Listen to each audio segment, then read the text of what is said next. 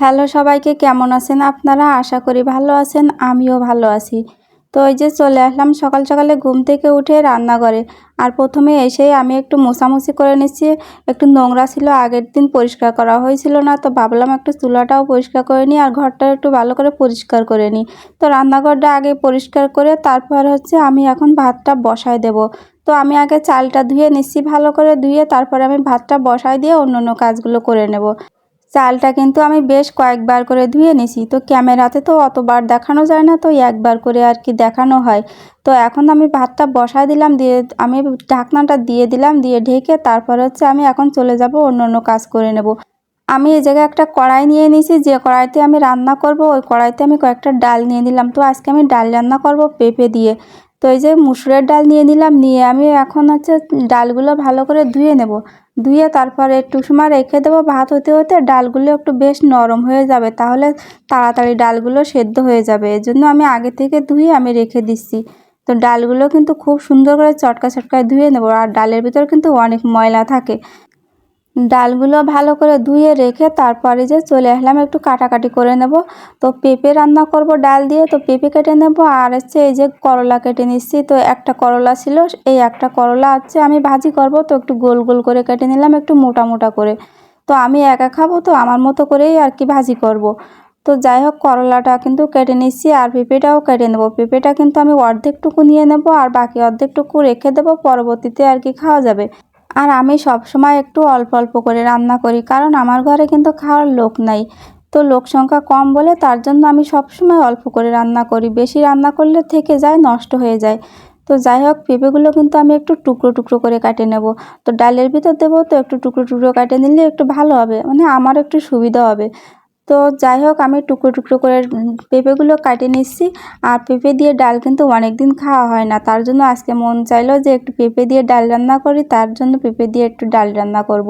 তো আজকে সারাদিনের রান্না কিন্তু এই পেঁপে দিয়ে ডাল আর হচ্ছে ওই করলা ভাজি, এতেই কিন্তু আমার আজকে সারাদিনের রান্না। সকালে খাবো, দুপুরে খাবো, আর যা থাকবে রাত্রে খাবো। তো আমার কিন্তু কাটাকুটা করা হয়ে গেছে, আমি কিন্তু এখন সব ভালো করে কিন্তু ধুয়ে পরিষ্কার করে নেব। করলা আর পেঁপে কিন্তু আমি ভালো করে ধুয়ে পরিষ্কার করে নেব। আর আমার এই গরিবের সংসারে আমি যা রান্না করি আমি কিন্তু সেইভাবেই আর কি আপনাদের সাথে শেয়ার করি। তো আমি কিন্তু অন্যান্যদের মতো বড় বড় মাছ মাংস বিরিয়ানি পোলাও এগুলো কিন্তু আমি আর কি শেয়ার করতে পারবো না। তো যাই হোক, আমার যা আছে আমি তাই মানে সেইভাবেই আর কি দেখাই। ডাল সেদ্ধ করতে বসায় দিয়ে এদিকে আমি একটু অন্যান্য কাজগুলো সেরে নিচ্ছি। তো ঘরটা একটু ঝাড়ু দিয়ে নিচ্ছি, অনেকটা ময়লা হয়েছে। তো যাই হোক, তেমন কোনো কাজ নেই আমার সংসারে যে আমি সেই কাজগুলো আপনাদের সাথে শেয়ার করব। তো রান্নাটা প্রতিদিন করা লাগে, সেই জন্য আমি রান্নাটাই আর কি বেশি শেয়ার করি, অন্যান্য কাজ আমি তেমন একটা শেয়ার করি না। তো ঘরটা আসলে ঝাড়ু দিয়ে তারপরে আরেকটু টুকিটাকি কাজ করে নেব, নিয়ে ওদিকে ডাল সেদ্ধ হয়ে যাবে। আর আমার কিন্তু সারাদিনে তেমন কোনো কাজ থাকে না যে আপনাদের সাথে সেই কাজগুলোও যে আমি শেয়ার করব। আর আমি অনেকটা ব্যাচেলারদের মতো জীবনযাপন করি, তার জন্য আমার ঘরে তেমন কোনো কাজ থাকে না। যদিও কাজ থাকে হয়তো 2-1 ঘন্টা করলেই হয়ে যায় সেই কাজগুলো, তো তার অতটা আর কি আর শেয়ার করি না আপনাদের সাথে। আর এদিকে চলে আসলাম, এই যে জানলাটা খোলা হয়েছিল না, তো জানলাটা খুলে দিলাম। আর এদিকে দেখেন আমার ডালগুলো কিন্তু ভালোভাবে সেদ্ধ হয়ে গেছে। এবার কিন্তু আমি ডাল ঘুটনি দিয়ে একটু ডালগুলো একটু ভালো করে ঘুটে দিচ্ছি।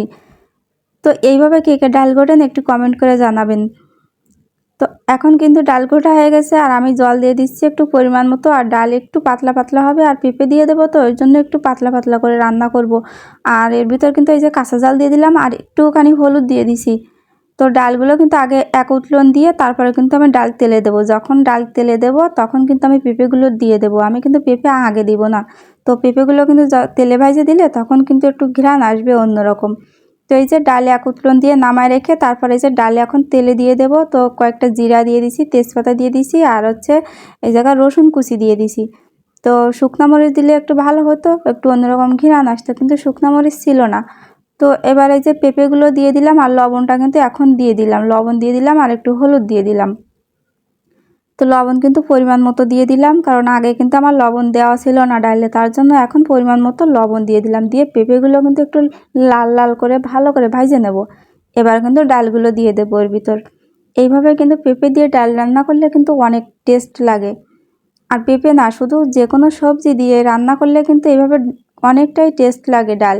তো দেখতেই পাচ্ছেন ডালের কালারটা কিন্তু অনেক সুন্দর হয়েছে। তো এইভাবে কিন্তু আমি মাঝে মাঝে পেঁপে দিয়ে রান্না করি, তো অনেকটা ভালো লাগে আর কি। তো যাই হোক, মাছ মাংসের কোনো দরকার হয় না এইভাবে ডাল রান্না করলে। তো আমার কিন্তু আর কি রান্নাটা প্রায় হয়ে গেছে, আমি কিন্তু নামায় রাখবো। আর হচ্ছে করলাও কিন্তু এরপরে ভাজি করে নেব। তো আজকের কিন্তু এই পর্যন্ত। তো আপনারা সবাই ভালো থাকবেন, সুস্থ থাকবেন।